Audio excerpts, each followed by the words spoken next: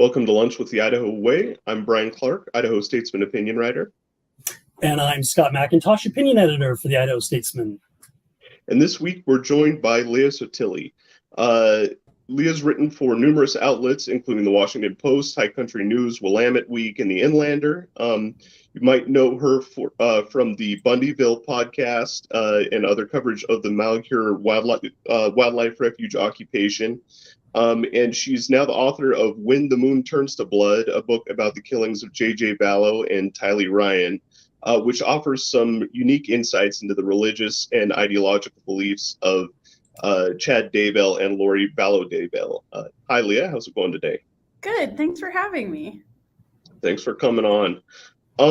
So wanted to ask, how did the killings of Tylee Ryan and J.J. Vallow first come onto your radar as a journalist? Yeah, I mean, I think it was one of those stories that was just everywhere. And, I'd seen it kind of come across my news feed. I'm a big reader of news in the Northwest and Idaho. And I saw a mention, and I can't remember who specifically it was, that said that these two children were missing and that their whereabouts might have something to do with their parents. At that point, it was characterized as their parents' cult-like belief system. And so for me, typically I wouldn't write about a missing kids case, but it was that specific thing that made me wonder if they shared a belief system with other people that I had written about in the past. And so, as a journalist, I did a little bit of digging and just kind of was able to prove pretty quickly, okay, it looks like they might exist within that same ecosystem as other, religious extremists that I've written about in the West. And what were some of these unusual beliefs, cult-like beliefs, that caught your attention? Yeah, so I think, the course of my reporting started with Lori Vallow, and I wondered, had she written anything?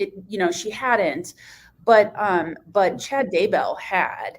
And so what I did was I bought all of his books and I started reading them. But I also saw that Lori Vallow had been raised by a father who had a pretty ardent anti-tax stance. You might even call it like a sovereign citizen stance. He didn't believe that people should pay federal income taxes. And he used language that is part of something called the White Horse Prophecy, which is a thing I'd heard about in the past. It's essentially, a Mormon urban legend is how it's been characterized to me. This idea that the Constitution sometime in the future would hang by a thread and it would be up to the LDS people to save it from the brink of ruin. And Lori's father had used language in his anti-tax screeds that was directly from the White Horse Prophecy. So that was very interesting to me because I'd seen really, like militia people and people in the Patriot movement, the kind of folks that would take up arms against the government. I'd seen those folks use that kind of language before, but certainly not, people in Southern California where Lori grew up, people that are, were by all means considered mainstream members of the LDS Church. And it should be said that the White Horse Prophecy is officially, it's not considered canonical by the LDS Church. Yeah, I mean, it's something that was, quote unquote, revealed after Joseph Smith had died. And right out of the gates, the church leadership said, this isn't real. It's not, it's fake. It's, it's not a real prophecy. But it kind of didn't matter because I've seen that, versions of that started really right around that time. It just kind of spread like wildfire, and people who wanted to believe it really, really did. And that's been around for a long time. So, another thing that you talk about in your book quite a bit is Chad Daybell's links to sort of a body of near-death experience literature. Right. And so what was the significance of that? Yeah, so Daybell's work is really interesting. I tried to read his books in order and try to understand, what they would say about him. Now, to be clear, most of his books are fiction, but what makes them feel like something more than fiction is he gives a qualifier, a big author's note at the beginning of a lot of his books. And over time, that author's note went from, hey, I'm going to talk about some things in this book that are not cool in the church, this is just fiction, it's just for entertainment. And really over time, he started to kind of say, I'm seeing things, I'm writing about things that are coming true. And so you start to see this sort of building of his own personal myth as maybe kind of a pseudo prophet, as somebody who has access to information that would be interesting to people in the church. But he also wrote 2 memoirs, one about being a gravedigger in Utah, and then the other kind of talking about his life and his faith and his work as an author. And he also starts to claim that he had not 1, but 2 near-death experiences, and that both of those provided him access beyond the veil, that he could speak to ancestors, he could access information and kind of bring that back and let people know what that was. The interesting thing about those near-death experiences is that my reporting started to show that he had a really big interest in near-death experiences and had published the works of other people who had claimed to have them. But a lot of them really kind of look the same.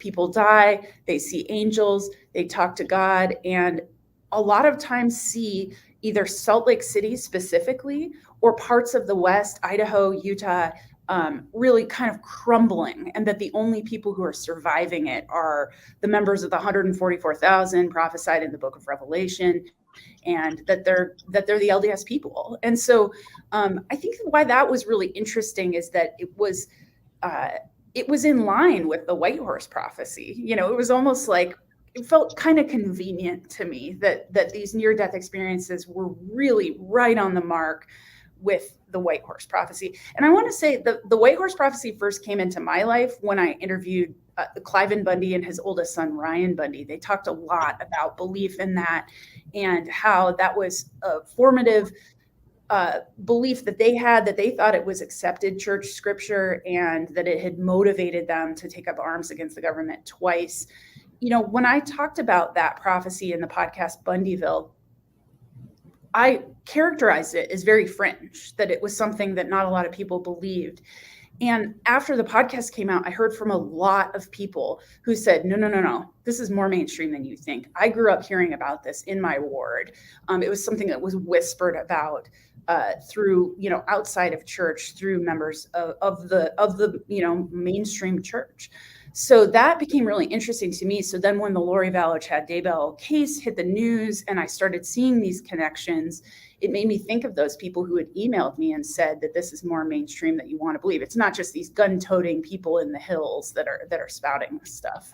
Yeah, and so can you talk a little bit about the idea, the common thread here is about, a little bit of providence and this notion of revelation and having revelation, that it ends up allowing justification for just about anything. Mm-hmm. And you and I were talking earlier before the show about reading Under the Banner of Heaven and kind of coming to this epiphany of like, oh, now I understand. So maybe talk a little bit about how that thread kind of connects all of these cases and why, the Lori Vallow Daybell case is more than just a true crime case. Sure. Yeah. I mean, I think that there's this one thing that's, Under the Banner of Heaven is really a lot about polygamy and that kind of thing. And certainly an inspiration for my book. But what I wanted to do is talk about, it's easy to look at polygamous communities and say, wow, how radical. Obviously it's a radical way to live. It's not accepted by the church. But with this, you've got, a mom in yoga pants who's a former beauty queen who kind of is believing a lot of those same things. So what does that mean? When it comes to the idea of receiving revelation, I didn't grow up LDS, to be clear, but it just reported on the church a lot. And one thing that I've come to understand is that it is okay for members of the church to receive revelation. What I like to say is that when that revelation walks out your front door, that's when it starts to be a problem. As the head of household, you're certainly allowed to speak to God and have a relationship with God and, talk to your family about it. But when it walks out the door and you start publicizing it, you start saying, well, God told me that we should do this. God told me that the LDS people are going to save the Constitution. That's when it became problematic. And I think that, this is a true crime case. It certainly it's a case that it's got a lot of wild and often kind of bizarre turns, the things like zombies, where Lori Vallow and Chad Daybell would talk about zombies. It's hard to laugh at that because people died, but it's also like, what are they talking about? So it does have that kind of culty interest to it. But I think what most people have missed is that this is religious extremism trickling from the fringes into the mainstream. And so much of my reporting was trying to understand, how did Chad Daybell, who lived in Idaho, come across a woman from Arizona who, lived in Texas and California? What roads had to cross for those two people to meet that shared the same really fringe ideas? And what I found was an entire ecosystem of conferences and book publishers and speakers and big ticket events that would, have sold out authors, an entire economy that exists in the Mountain West that nobody was really talking about. And I think that really the only thing that could allow that economy to thrive is if these extreme ideas were becoming more mainstream, right? Like if they were just fringe, no one would be showing up. You couldn't sell any books. But these are big, big things, conferences that people spend a lot of money on, travel to.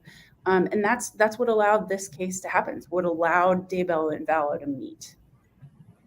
I have sort of I guess you could call it an epistemological, a question about how you approach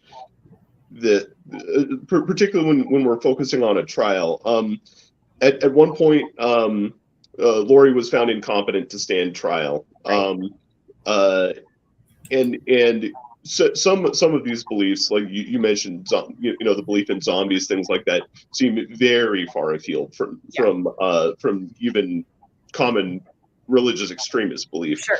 How do you go about differentiating what might be an expression of a broader religious extremism and what it could be an expression of delusional thinking on their part, things like that? Yeah, I mean, it's something that I really wanted to answer with my book that I couldn't, which is, what is the status of her mental health? Does she come from a family where maybe there have been mental health struggles, maybe there was abuse or things like that?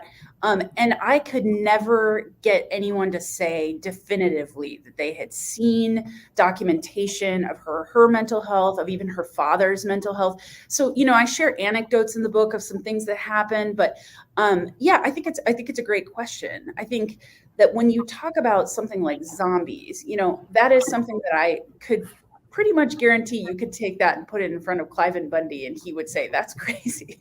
So, I think that's just to say that even people who are existing on the fringes of the LDS Church might wonder about that. And I think that, we have to talk about that there are two children that were victims in this case. And I think that even people who believe in America, you can believe what you want. So what does it take for someone to commit violence in the case of those beliefs? There are many, many people who go to these conferences who believe a lot of what Chad and Lori believe about multiple probations and reaching beyond the veil through near-death experiences, but they would not agree with this idea of zombies and things like that. You can see that Chad and Lori were really trying to be careful too about who they shared their ideas with. That at a certain point, one of their close confidants said, "Hey, I've got somebody else I want to bring to kind of talk about this." And Chad said, "She's not ready yet. We're not." So they were trying to be really careful. I think because of that, because they were trying to not get too much scrutiny on them from members of the church. And is this a distinctly Western thing? Why is this so prevalent in the West? What is it about the West that this theme seems to crop up? I think it's a great question. I mean, I think that, so much of my reporting on political and religious extremism has been about this idea, it's sort of the genesis of it is, well, the federal government's all the way over there in DC. How dare they tell us how we can use our land that we live right next to. So that was a beginning for me, is people having real grievance over some suits coming out and saying, you can and can't ranch this way. I think that there's also, this myth that is really prevalent in the West, that maybe each and every one of us buy into a little bit, that there's a sense of more freedom in the West. There's a sense of it's an open canvas that you can project who you want to be upon. I think that that's really alive and well, and I think that's because these states out West are pretty newly established. I think that there's a lot of things you can point to. Is murder from religious belief prevalent? No, I don't think that it is. But these ideas of braiding together faith and constitution, I think that a lot of that has to do with that the LDS Church is one of the most prominent systems in the Mountain West. So of course that's going to infuse itself a bit into the way that people carry themselves and the way they live. I think that extremism takes on different characteristics in whatever area of the country that you're in. My work has really specifically focused on the West and the Northwest. But I think it's that mix of kind of, I'm here and you're not, and don't tell me what to do. But it's also that myth of the West is so strong that I think that it makes people really resistant to change.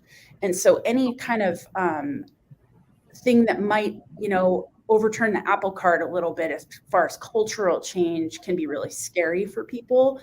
A big part of the reporting that I did for the book was hanging out in the website Another Voice of Warning, which is like a really big LDS prepper site. And it was very interesting to sort of observe the conversations around politics and this political divide that we feel so prominently in America right now. A lot of people who are really focused on end times and the apocalypse, they really started to see that as like, okay, this is it. This is what we've been preparing for. Like, it's go time. So I think that that's a part of this kind of Western characteristics that, of course, there are Mormon people everywhere, but, in this Mountain West region, I think that that's part of what makes this kind of a thing that we need to talk about. And I'm curious how you see this as changing over time. I have been a working journalist in Idaho Falls for a number of years, including when COVID started coming in. And I remember the joke at the time. This was around the same time as this case was breaking. So we have a giant pandemic. Suddenly there was an earthquake out here. So the joke of running around the newsroom was, I don't know, maybe they're right. Do you think the COVID pandemic, lockdowns, and things like that have intensified this kind of end times focused religious extremism in recent Absolutely. years? Yeah, absolutely. It's something that's been, I've been writing enough about extremism and kind of getting into the minds of people within this movement for a while when COVID happened. And I wrote a story that I believe the headline was called "The Pandemic Was Seen as a Gift Sent from Heaven to Extremists." I mean, on one hand, it was a great recruiting tool because it affected so many different parts of society that wouldn't have maybe been affected before. So like all of a sudden you had people who couldn't go to work. They had to shut down their businesses. Kids couldn't go to school. People were having to work and caregive at the same time in a way that they never had. I mean, there's so many things you can look at.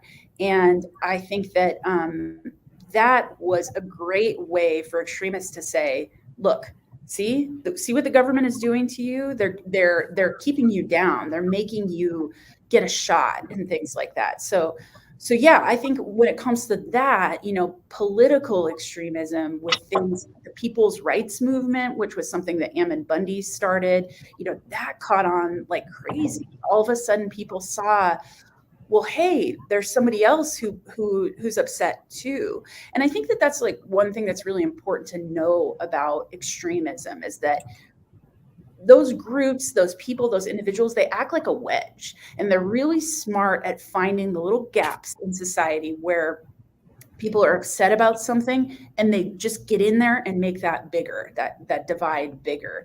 And so, yeah, I mean, COVID was one thing, but then you had the racial justice protests that happened all over the country. That was another thing that could really inflame people. The way it was covered by media and the disconnect between what you might have seen on Fox and NBC. So yeah, the last few years I would say have been salad years for sure for the extremist movement. When it comes to religion too, I think that people have obviously been so scared over what's been happening and have been really relying on their spiritual leaders for direction on where to go forward. I've written a lot about religious leaders who also had extreme ideas, who said, yeah, you should not wear a mask. It's because God says we shouldn't. And so that extremist mindset can come from, your local militia leader, but can also come from your pastor. So I think that there has been, at least my reporting that's borne out that's been, these last few years have been kind of unprecedented when it comes to extremism. And in Bundyville, you dug deep into some of the ideological views of the Malheur occupants, right, or occupiers, we maybe call them. Do you notice similarities in ideological views between them and Lori Vallow and Chad Daybell? To some extent. I mean, Malheur was interesting. Unlike the 2014 standoff at Bundy Ranch, that was a lot of Oath Keepers, 3%ers, that sovereign citizens, that kind of thing. Whereas Malheur was kind of funky in that it brought out a real kind of cast of characters. You had anti-public lands people, you had anti-government extremists, you had outright white supremacists. But then, I wrote a profile of a kid that drove across the country from Ohio who was upset about Fukushima. And so it's, it really kind of brought in, it was like this hive for people who were just upset about the government. And I think where that differs with Lori Vallow, I haven't interviewed her, but I would venture to guess that she probably didn't have a lot of extreme ideas about the government. Chad Daybell certainly did. And she was drinking up anything that he was putting out there in terms of his books and his podcasts and things like that. So it may have been something that she gained from him over time. But yeah, I think that's the similarity. The similarity would be most acute with the Bundys, their belief that the LDS people are chosen in some way to, lead us into the future, to save the Constitution. Lori and Chad believed they were leaders of the 144,000 and that it was up to them to determine who was a dark spirit and the light spirit that could go into that, future utopia or whatever. Again, I don't know that somebody like Ammon Bundy would agree with that, but he certainly did. They do agree with the kind of the white horse prophecy. So it's where people, with things like that, people get really creative, and Chad Daybell and Lori Vallow certainly did. Want to turn to the beginning of the trial, which is what brings you here to Boise. Right now they're in the midst of jury selection. What have you observed there? How hard has it been to put together a jury of people who can be objective about this case? Yeah, I mean, so they moved the case all the way over here to Boise, and jury selection to me is oftentimes one of my favorite parts of a trial because you can get a sense of what people know about the case. That was the reason to move it, is that I don't know how it would be possible to find an unbiased jury in Madison and Fremont counties, just given that there's such high media saturation and such a small population. So they sent out, I think I heard 1,800 jury questionnaires to people. A huge number of people have been called in, and it has been, the pretrial publicity of this case has been an enormous barrier. People are getting dismissed because they have a lot of prior knowledge of the case, or they have made up their mind about whether or not Lori Vallow is guilty.